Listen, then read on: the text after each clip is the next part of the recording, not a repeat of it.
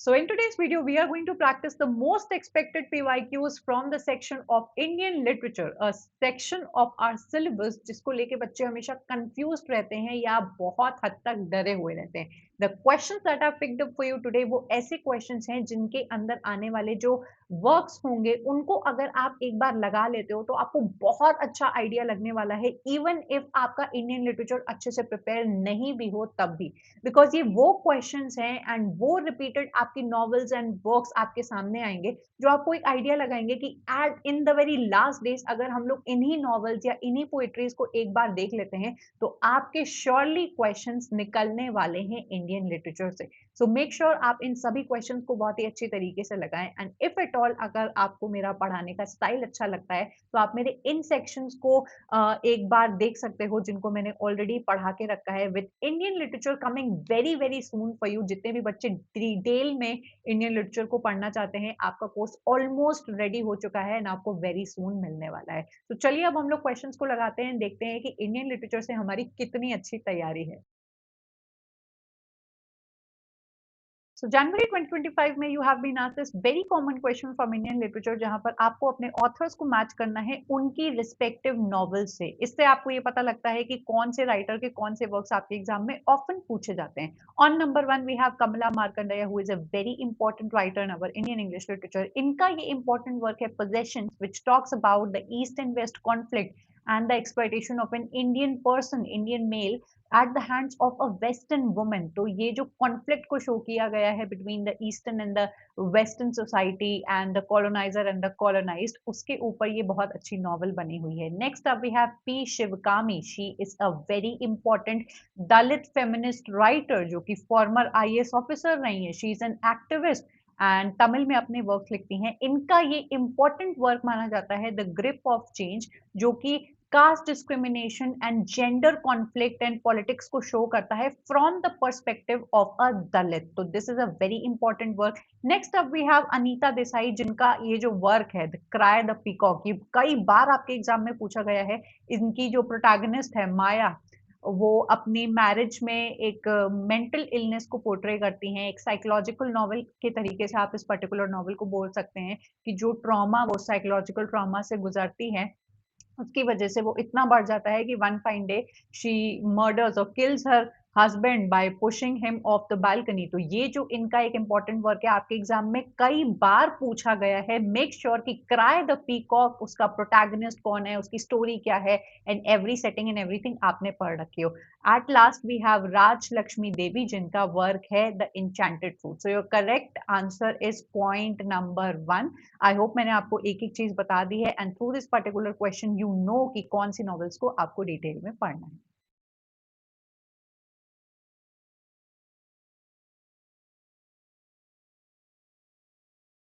In December 2021, you have been asked this common question from Indian literature, which is a match the following one, जहां पर आपको books या important works को match करना होता है with their respective writers. So here we can see on number 1, we have English August, a very famous and a repeated novel by our Upmanyu Chatterjee, जो कि एक ex-IAS officer रहे हैं. इन्होंने अगस्त्या सेन, the protagonist, को एक आईएएस ऑफिसर बनाकर western educated personality को शो किया है कि इनकी जो प्लेसमेंट है एक रूरल सेटअप में इंडिया में हो जाती है. तो किस तरीके से वो बैलेंस फाइंड आउट करने की कोशिश करते हैं, अपनी आइडेंटिटी को फाइंड करने की कोशिश करते हैं. This is a very good novel जिसकी plot summary, protagonist list and everything आपको पता होनी चाहिए बिकॉज इससे आपके एग्जाम में कई बार क्वेश्चंस पूछे गए हैं. So English August by Upamanyu Chatterjee आपको जरूर से पढ़ के जाना है. Next up we have in custody a very famous work by our Anita Desai जो कि एक थोड़ी सी अलग टाइप की नॉवल है जहां पर एक हिंदी टीचर है Deven. He gets to interview one of the very famous Urdu poet Noor.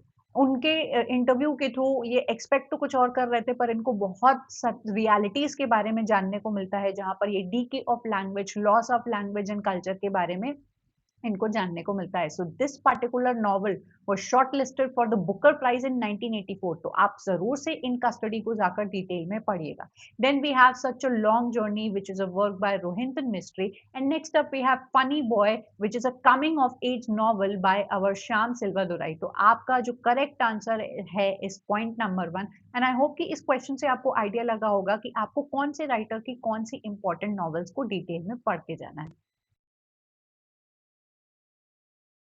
In January 2025, you see a chronology based question that really irritates any student because आप कितनी dates याद करोगे, पर in this particular question you can see a thing that is going to relieve you and उसके according आप अपनी preparation कर सकते हो. Arrange the following text in chronological order of their year of publication. If you look closely, you will be able to see that all these works, Coolie, Big Heart, Village, Two Leaves in a Bud and Seven Summers belong to our very own Mulk Raj Anand. He is an extremely important writer. ये एक major writer है हमारे Indian English literature में and you can not just leave his works या फिर आप इनके इक्का दुक्का वर्क पढ़ के नहीं जा सकते हो. इनके कुछ वर्क्स हैं जो आपको डिटेल में करने हैं एंड बाकी सारे वर्क्स की लिस्ट आपको इस तरीके से रट के जानी है because he is an important writer. तो आपका यहाँ पे आंसर है ADCBE. Now when you know the dates of this particular writer की इनकी जितने भी works हैं, that the Coolie was published in 1936, Two Leaves in a Bud 1937, we have The Village in 1939, we have The Big Art in 1945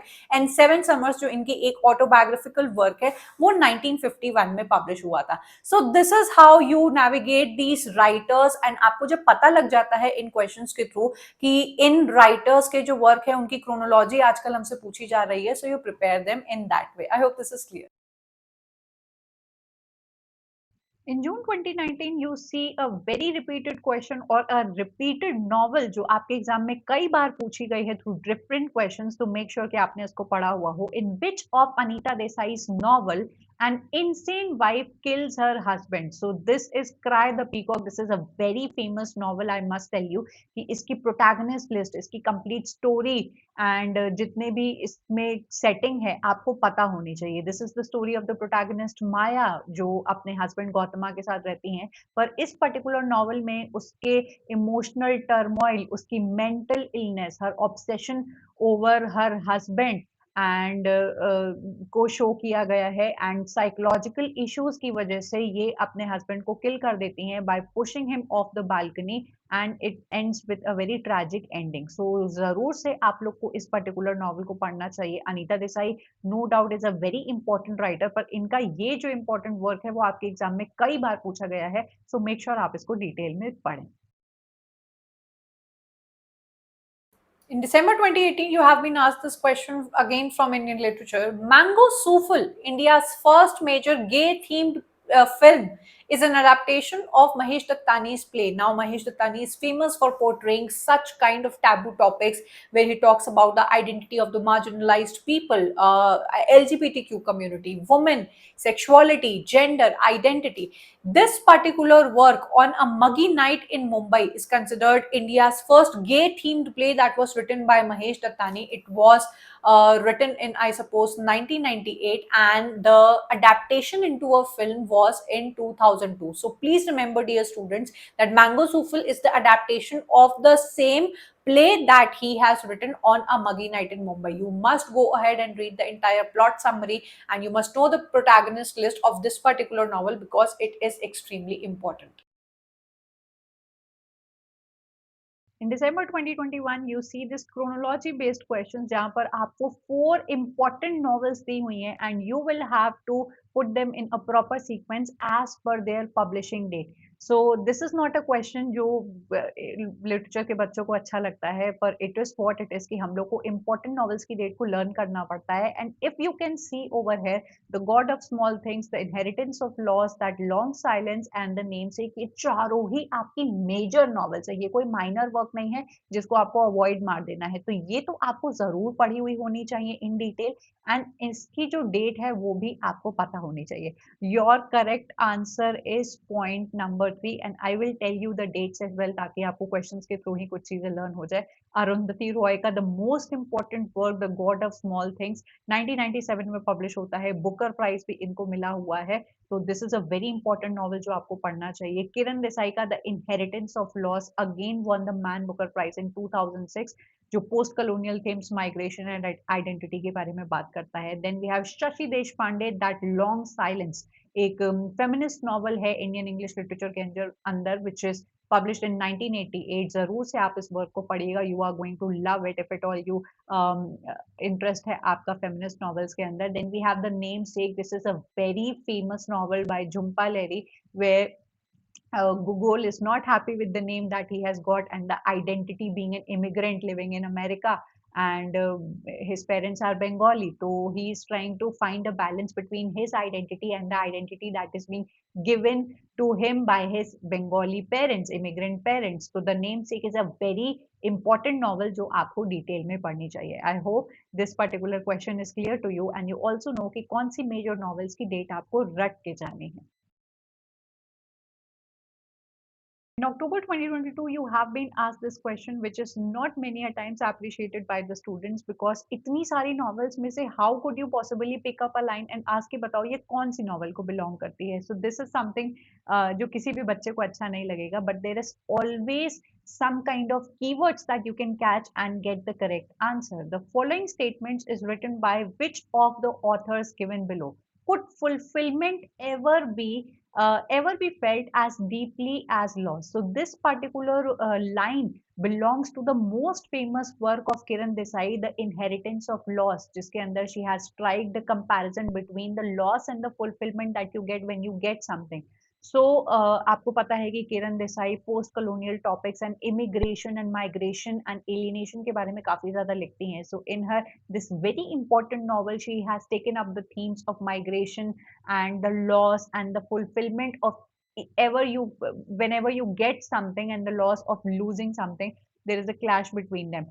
So inheritance of loss कहीं ना कहीं आपको click करेगा इस particular आपके quotation से, and this is how you can come through these particular types of questions. These are not some questions जो हमेशा ही आपके correct हो जाते हैं, because let's be honest, कौन इतनी सारी quotations को learn करके जाता है, but there is always room for guesswork। And आपने अगर कीवर्ड्स पढ़े हैं and आपने ऑलरेडी इस नॉवेल्स को पढ़ा हुआ है तो आपको एक आइडिया जरूर से लगेगा।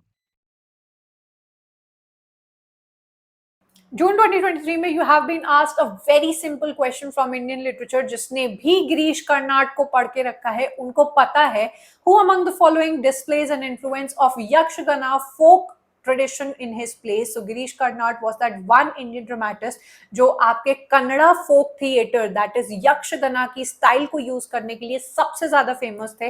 अपने फेमस वर्क हयावदना एंड नागमंडला के अंदर उन्होंने इनको यूज किया है, which was originally written in Kannada and then translated into English by himself। जो आपके Indian mythical stories, mythological stories, पौराणिक कथाएं जो हमारी होती है, उनका एक ब्लेंड आपके गिरीश कर्नाड करने के लिए बहुत ज्यादा फेमस थे, into blending these particular topics in from your contemporary Indian society to show कि हमारी आजकल की लाइफ की क्या प्रॉब्लम्स एंड सिनेरियोस चल रहे हैं। So this is your correct answer. I hope this is clear to you. June 2013 में आपसे पूछा गया है ये क्वेश्चन, although this is a quite old question, लेकिन हम लोग उसको जरूर से देखेंगे बिकॉज ये आपके लिए बहुत इंपॉर्टेंट है। The following writers are involved in social activism in addition to their practice of creative writing. So it is not always like कि आपको इंपॉर्टेंट राइटर्स की सिर्फ वर्क्स पढ़ के चले जाने हैं। आपको इस क्वेश्चन से पता लगता है कि देर आर सम राइटर्स जिनकी आपको बायोग्राफी डिटेल में पढ़ी होनी चाहिए, एंड उन्होंने अपार्ट फ्रॉम राइटिंग क्या क्या किया है अपनी लाइफ में वो भी आपको पता होना चाहिए। तो एक्टिविज्म में कौन सी आपकी राइटर्स इन्वॉल्व थी? We have Mahasweta Devi and we have Arundhati Roy. Correct answer is point number 3 which is 1 and 3। Mahasweta Devi का जब आप जाके बायोग्राफी पढ़ेंगे तो you are going to come to know कि वो कितनी ज्यादा फियर्स लेडी थी एंड सोशल एक्टिविज्म में and for the upliftment of the tribal peoples specially उन्होंने सोशल एक्टिविज्म में पार्टिसिपेट किया है। एंड सिर्फ और सिर्फ राइटिंग ही नहीं लिखा करती थी, बहुत बड़ी सोशल एक्टिविस्ट थी। Same goes for your Arundhati Roy, जो कि एक इतनी bold and unapologetic writer as well as एक एक्टिविस्ट रही हैं। तो इन दोनों को आपको बायोग्राफी डिटेल वाइज पता होनी चाहिए, इनके इंपॉर्टेंट वर्क्स हैं जो आपको पता होने चाहिए। And through this question you must know कि इन दोनों ने ही सोशल एक्टिविज्म के अंदर अपार्ट फ्रॉम राइटिंग अपना कॉन्ट्रीब्यूशन दिया हुआ है। In June 2023, you have been asked this question from Indian literature, which are the exact lines put up in front of you from one of the very important poems of Kamala Das. So, my man, my sons forming the axis, while I, wife and mother, insignificant as a fly, climbed the glass panes of their eyes. तो you all are aware कि कमला दास हमारे Indian English literature के अंदर confessional poetry and बहुत ही feminist touch को लेकर आती हैं हमारे इंडियन इंग्लिश लिटरेचर के अंदर। इस पर्टिकुलर लाइंस के थ्रू आपको आइडेंटिफाई करनी है इनकी एक इंपॉर्टेंट पोएम, जो आपका करेक्ट आंसर है अ विडोज लेमेंट। सो इस पर्टिकुलर लाइंस के थ्रू वो बताने की कोशिश करती हैं स्पेसिफिकली एक विडो एंड इन जनरली एक वुमेन को सिग्निफाई करते हुए कि she is so unimportant in a family where the patriarchal male, जहां पर उनका ही हस्बैंड उनका ही सन है। एंड अगर आप इसको सिग्निफाई करने की कोशिश करो तो you can see how are mothers are ignored easily by the male sections of the society और the male sections of our family as well, कि वो पूरा टाइम ट्राई करने की कोशिश करती हैं कि she as a wife as a mother she also has an identity and a say in the family, but she is so insignificant like a fly in the house. What a beautiful metaphor and imagery this is. तो ये जो इनकी poet है poem है, आपको detail में जाकर पढ़नी चाहिए apart from her many other important poems like an introduction and many other poems जो आपको कमला दास की पोएट्री से पढ़नी चाहिए। I hope this question is clear to you. November 2017 May, you have been asked this question from Indian literature, which says, who is the narrator of Kamala Markandaya's Nectar in Sea? Now, this is an extremely important novel or the most important debut novel by Kamala Markandaya, जो 1954 में publish होती है। You have to go and read this entire story. इसकी protagonist पूछी गई है। Now, ये जो important works होते हैं, उसमें आपके protagonist, character, storyline, setting आपको जरूर से पता होनी चाहिए। This is the story of Rukmini, जिसकी शादी करा दी जाती है नातन से, a tenant farmer, and her entire life जो इनिशियली तो सही चलती है पर आगे जाके पॉवर्टी एंड इंडियन सोसाइटी में how you have to bear a male child, उसकी वजह से जो ये बच्चे पैदा करती हैं, and the entire colonial setup of the Britishers still exploiting the farmers and the Indian landlords जो आपसे पैसा घसीटेंगे no matter your condition। इतनी beautiful story है of how this entire family, इनकी जो daughter होती है रुक्मणी, ईरावदी की भी कहानी है when she's not able to bear the child, किस तरीके से उनके husband उनको abandon कर देते हैं। तो very common themes that we find in our Indian novels। आप जरूर से जाके इसको पढ़िएगा एंड नेक्टर एंड सीव के सभी कैरेक्टर्स की लिस्ट बनाइएगा। This is very important novel. I hope this is clear to you. In January 2017, you again see a question which is a match the following question, जहां पर आपको अपने famous novelist को match करना है उनके रिस्पेक्टिव वर्क से। सो अनीता देसाई का एक बहुत ही इंपॉर्टेंट वर्क है इन कस्टडी, जो कि was shortlisted for the Booker prize in 1984। ये एक बहुत ही इंपॉर्टेंट नॉवल है, ये आपके अनीता देसाई से मैच करेगा। Then we have Nayantara Sahgal, a very important personality of Indian English literature, who is known to be born in the Nehru Gandhi family. इनका ये जो वर्क है rich like us, it is set in the emergency period, a historical event in India, belong करता है नयनतारा सहगल को। Then we have Arun Joshi का a very very important work, a psychological work, the last labyrinth, where the word labyrinth is a kind of metaphor for your illusion and the maya, जिसमें हम सारे humans फंसे रहते हैं। तो उसकी एक बहुत ही important psychological novel है। लास्ट में है वी हैव कमला मार्कंडेय, जिनका ये जो वर्क है the nowhere man, which talks about the immigrant experiences and the racism on an Indian person in Britain, उसके बारे में ये particular novel है। So your correct answer is point number 2, and I hope this question so you get a very fair idea about the important novels of these novelists. August 2024 में you have been asked this common question from Indian literature, जहाँ पे you have to match the respective works to their respective writers this is quite common in Indian literature, जहां पर आपको match करने को दिया जाता है उनके वर्क्स एंड राइटर्स को. So number 1 we see Night of the Scorpion. This is a very famous poem or the most famous poem of Nizam Ezekiel, जिसके अंदर spirituality versus rationalism के बीच में conflict दिखाया गया है in a village setup where the mother is stung by the scorpion, and the aftermath of all the villagers' advices and the doings that the father does on her wife to save her wife, either with the use of orthodox beliefs or with the use of his rationalistic science beliefs, उसके ऊपर ये एक बहुत ही beautiful poem है. Then this work unfinished poem is a very famous work by Eunice de Souza, is a very बोल सकते हैं कि कन्फेशनल काइंड ऑफ वर्क है ये. We have then the looking glass which is again a daring poem by our very daring writer Kamala Das, जो female sexuality या फिर female feelings के ऊपर बात करती हैं in a very bold way. Then lastly we have to a friend far, जो कि आपकी ए रामानुजन का वर्क है, जो कि आपके nostalgia and alienation and separation के बारे में बात करती है. So your correct answer is point number 3 and I hope आपको ये समझ में आ गया होगा.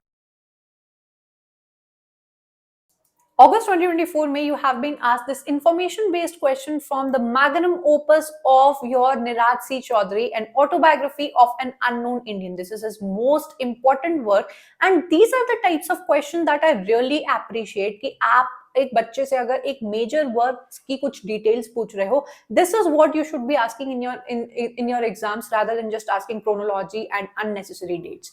तो आपने अगर इस वर्क को पढ़ा है, you will be able to answer it. It is an autobiographical text written by Nirad C Chaudhuri. This is true. ये एक ऑटोबायोग्राफी है जो इनके जन्म से लेके 1920s तक के टाइम की पूरी लाइफ को इनको शो करती है, including the history, the politics and everything personal इनकी लाइफ में जो हो रहा था, showcasing the Indian traditional society and its decline. Then point number B, it is a text of partition literature. तो कहीं से भी ये पॉइंट आपका सही नहीं है because it does not talks about the theme of partition in any way. Point number C, it is an unabashed Anglophilia of the author made this work controversial. Now, if you have read this work, you probably know कि आपके eras C Chaudhary himself as a writer बन चुके थे एक बहुत ही controversial writer for his admiration of your British colonialism or your British stance. He was called the last British imperialist because he admire करते थे आपके Britishers के तरीकों को and उनके हर एवरीथिंग को, एंड टू अ पॉइंट कि इनको आउटसाइडर तक करार कर दिया गया था by the Indian society and बड़ी people had to say negative things about him. So he isn't considered an Anglophilia. Anglophilia is a person who has deep admiration for England and British traditions and British education, British history and everything. तो इस work को controversial बनाता है इनका एक dedication जो इन्होंने अपने इस वर्क में दिया हुआ है, where he is being nostalgic of the Britishers कि वो हमारे देश में आते हैं and everything they modernise. He is taking this particular thing in a very positive light and why did they even leave. ये इनके वर्क को कंट्रोवर्शियल बना देता है. तो पूरी डिटेल्स के लिए आपको इनको डिटेल में पढ़ना चाहिए. Point number D, it was published in 1951. ये पॉइंट बिल्कुल आपका सही है because you have to remember the date of the major works at least कि हाँ ये 1951 में पब्लिश हुआ था. Point number E, it primarily raises the question of communal conflict. तो ये पॉइंट बिल्कुल गलत है, कहीं से भी कम्युनल कॉन्फ्लिक्ट्स की बात नहीं की गई है. आपका करेक्ट आंसर हो जाता है A, C and D and this is a work which I would highly ask you to go and read more details about क्योंकि ये आपके लिए important है. So I hope this is clear and आपको इस question से इस work की भी importance पता चली होगी. In December 2023, you see a chronology based question जहाँ पर आपसे बहुत सारे वर्क्स को एक जगह प्लेस करके बोला गया है कि आपको इसको क्रोनोलॉजिकल सीक्वेंस में लगाना है. That means you must know the publication of these particular works. आपका करेक्ट आंसर है पॉइंट नंबर 3 पर. आइए हम लोग इसके बारे में थोड़ा सा डिटेल में देखते हैं कि कौन सा वर्क कब पब्लिश हुआ था. So on number 1 we have Raja Rao का कंधापुरा, जो आपका is considered the most important work in Indian English literature, जो impact of Gandhi's independence movement के बारे में बात करता है आपके एक साउथ इंडिया के विलेज के बारे में. सो इसमें जो गॉड है, जो डीटी हैं, उनसे भी आपसे क्वेश्चन पूछा गया है। मूर्ति की कहानी आपको बताई गई है, सो मेक श्योर आप इसको डिटेल में पढ़ें। आर के नारायण का very famous work the financial expert published in 1952, जो कि एक फाइनेंशियल एडवाइजर मर गया की कहानी शो करता है कि किस तरीके से वो अपने ग्रीड और एम्बिशन की वजह से अपने डाउनफॉल का कारण बन जाता है। वी हैव मनोहर मालगांवकर का work bend in Ganges, which is a historical fiction as well, and इस पे you can very well call this particular work as a partition novel, जिसमें आपको riots in Punjab and everything show किया गया है। Then we have Shashi Tharoor का The Great Indian Novel, जो कि एक satirical work है और a retelling of one of the stories of Mahabharata set against the backdrop of your Indian politics. So of course you all know Shashi Tharoor कितना satirical तरीके से बात करते हैं। Then we have Arundhati Roy का important work the god of small things, जो कि was the winner of Booker prize. तो all these are very important novels, ये कोई माइनर नॉवेल्स नहीं है। तो आप जरूर से इनकी डेट को रटिए। I do not like to say that, पर ये इंपॉर्टेंट नॉवेल्स है, हमें इनको पढ़ना पड़ेगा और थोड़ा सा इनकी डिटेल में भी आप लोग इनकी प्लॉट समरी भी एक बार पढ़ कर जाइए। In September 2024, you have been asked this question from Indian literature, which says, who is the author of French novel Les Journaux de Mademoiselle d'Arcs? Now, you would not expect Indian literature के अंदर ये French नाम क्या कर रहा है, but if you have read the works and biography of Toru Dutt, you could easily guess this, because Toru Dutt और Tarulata Dutt is that intellectual personality जो linguistically बहुत ज़्यादा competent थी. She knew Bengali language, Sanskrit language, English language, French language and also German language. तो इनको इतनी सारी languages आती थी, and this particular novel is that French novel जो आपकी तरुलता दत्त ने लिखी हुई है। एंड ये एक semi autobiographical kind of work है जो इनके फ्रांस में जाने और इस भाषा को सीखने एंड और भी बहुत सारी जो इनकी जर्नी थी वो आपको इस पर्टिकुलर वर्क में through some semi autobiographical bits and pieces देखने को मिल जाएगी। Now very important point is कि ये जो पर्टिकुलर वर्क है is considered the first major Indian women जो फ्रेंच में अपनी फर्स्ट नॉवल को पब्लिश करती हैं। तो you would not expect such kind of intelligence जो आपके उस टाइम पे 1856 में जन्म ली हुई एक ऐसी फीमेल राइटर ने किया होगा, बिकॉज उस टाइम पे education was not something that was easily available to women. तो not just she has received very good education from India as well as from abroad, इन्होंने पहली फ्रेंच नॉवल लिखी है being an Indian woman. So please remember this important detail and आप इस work को जाकर जरूर से डिटेल में पढ़िए। In December 2023, you have been asked this question from your Kamala Das, जो कि एक बहुत ही famous writer है हमारे Indian literature के अंदर। An introduction by Kamala Das is your correct answer is a poem of resistance and protest. This is her most important novel. आप सभी को पता है कि कमला दास हमारी इंडियन लिटरेचर के अंदर एक कन्फेशनल पोएट मानी जाती हैं, एक बोल्ड पोएट मानी जाती हैं। इनकी जो पोएट्री है वो आपको कई तरीके से इतने बोल्ड इमेजरी आपके आंखों के सामने ये अपने वर्ड्स के थ्रू लिख देती हैं कि वो कभी ना कभी लोग इनको कैटेगराइज करते हैं कि ये erotic imagery and sensuous imagery को लिखा करती हैं। पर when you read her you are going to come to know कि these are the realities of her life, जिसको इन्होंने शब्दों में बोल्ड एंड बहुत ही अनअपोलोजेटिक वे में लिख दिया है। एंड इंट्रोडक्शन इनका बहुत ही इंपॉर्टेंट पोएम है जिसके लाइन बाय लाइन एनालिसिस मैंने ऑलरेडी आपको करा के रखी है। In this particular novel she defies the traditional roles that has been expected of a woman, the kind of submissive attitude, the kind of behavior, the kind of dress up that the society expects of a woman. She should behave in a certain way, she should talk in a certain way. आप इस तरीके से हंस नहीं सकते हो, आप छत पर नहीं जा सकते हो। So many of the things she has resisted and defied in this particular poem of hers, which is a very bold and a personal favorite of mine. I'm sure आप सभी लोग ने इसको पढ़ा होगा। And introduction is the most confessional poet of hers. So I am hoping कि आप इसको जरूर से जाके डिटेल में पढ़ें। And I hope this question is also clear to you. So that was it for today's video. I hope आज के क्वेश्चंस को लगाने के बाद आपको एक बहुत अच्छा आइडिया लगा है कि इंडियन लिटरेचर आपका कितना अच्छा प्रिपेयर है एंड कौन से ऐसे राइटर्स एंड कौन से ऐसे वर्क्स हैं जिनको आपको डिटेल में करके जाना ही जाना है। अगर आप इंडियन लिटरेचर के और क्वेश्चंस को प्रैक्टिस करना चाहते हो अपने एग्जाम से पहले, so please be a part of our PYQ test series, जहां पर आपको both year wise and section wise questions लगाने को मिल जाएंगे, जिससे आप जज कर सकते हो not only Indian literature but other sections को भी, कि उसके अंदर आपकी कितनी अच्छी पकड़ है एंड कितने क्वेश्चंस आपके अच्छे से निकल जा रहे हैं। अगर आपको मेरा टीचिंग स्टाइल अच्छा लगता है तो आप मेरे इन पेड कोर्सेज को भी चेकआउट कर सकते हैं, जहां पर मैंने बहुत ही डिटेल्ड एंड इजी एग्जांपल्स के थ्रू आपको इन सेक्शंस को पढ़ा के रखा है। Please be a part of my YouTube as well as my Telegram group, क्योंकि यहाँ पर आपको free content, free PYQ test series and मेरी फ्री नोटिफिकेशंस मिलती रहती हैं, जो बच्चों से मेरी एक अच्छी कम्युनिटी बनाती है, and we have a family together over here. Do let me know your feedback on this particular video, and next कौन से टॉपिक पर आप इन्हीं टाइप के क्वेश्चंस को देखना चाहते हो, वो भी मुझे कमेंट करके जरूर बताना। I am going to take your leave and I am going to meet you up next in yet another video. Up till then, bye and take care.